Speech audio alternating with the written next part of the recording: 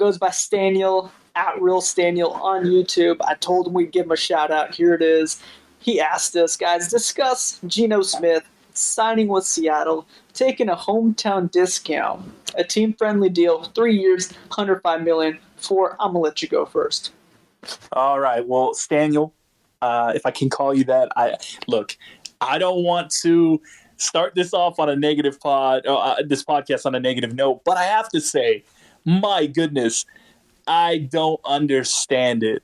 3 years, $105 million to Geno Smith in the year 2023. I get it. He had a fantastic Pro Bowl season, but based off everything we've seen in his previous years, he hasn't been good enough to touch the field. He hasn't been good enough to be a starting quarterback. And when he was a starting quarterback, he was in the bottom of the league. I think Seattle, in probably 9 months from now, is going to have major buyer's remorse. Hopefully they're able to get out of this contract after 1 year when Geno the Jet shows up and it proves exactly what he has always been. Okay, as the voice of reason, let me take over. First off, let's not discuss the contract. Let's discuss the story. What if I told you there was a college quarterback who lit up the scoreboard, passing touchdowns left and right, came to the pros, went through some controversy and got knocked out by his own O-lineman, and then essentially disappeared, was known as a bust for 10 years, and then circled the wagons after 10 years and became a Pro Bowl quarterback?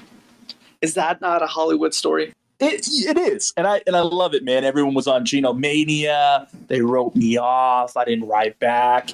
Well, look, Geno has had a terrible reputation, Goggin, and everything you just brought up, I love it. The one thing you did forget, he broke Eli Manning's Iron Man streak, okay? How could you forget that? Geno didn't miss a game his whole career, and then Geno shows up, and all of a sudden, he gets to start over him? Come on now.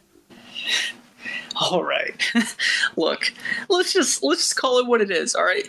Do I think this is a lot for a quarterback that's only got one solid year? Yeah, this is a lot. But in today's quarterback bubble, it's not a lot, all right? And we just put out a segment on YouTube the other day at Four Scene Sports. There is a quarterback bubble, and I'll tell you why. You got Danny Dimes being underpaid. All right, I'm kidding. But you're getting Danny Dimes making Danny dollar signs, all right? And at the end of the day, it is what it is. Geno is getting this value. It's okay. I mean, this is what Seattle wants to pay. They have the cap space. I mean, I don't know if this was necessarily a Pete Carroll decision, since Pete Carroll always loves cheap rookie quarterbacks, right? But I just don't know. I think this was honestly one of those deals that Seattle felt that they had to get done. I'm sure Pete Carroll also got to see the come up of Geno, right? He saw Geno completely buy into his system, and Pete is all about people who buy into his system. It's why all these young players work. I'm all for it. I have to back this deal. I think if I really take the emotion out and I take out Geno and what I know about him as a Jet, it is what it is. I think, I don't know if he entirely finishes out these 3 years, but hey, for the time being, he got him to the playoffs. Let's run it back. Goggin, I got to pull the curtain back a little bit here.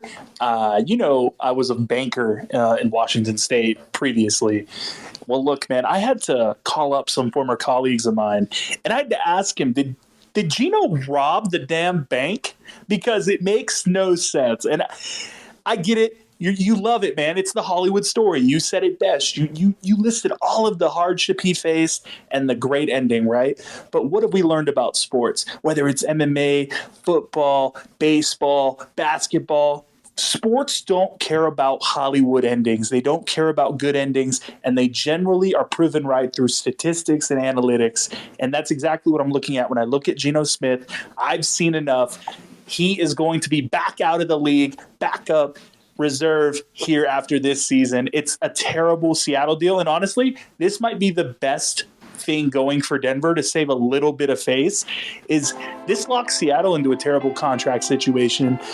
This could be maybe the one redeeming thing that came from trading Russell Wilson and all of those picks.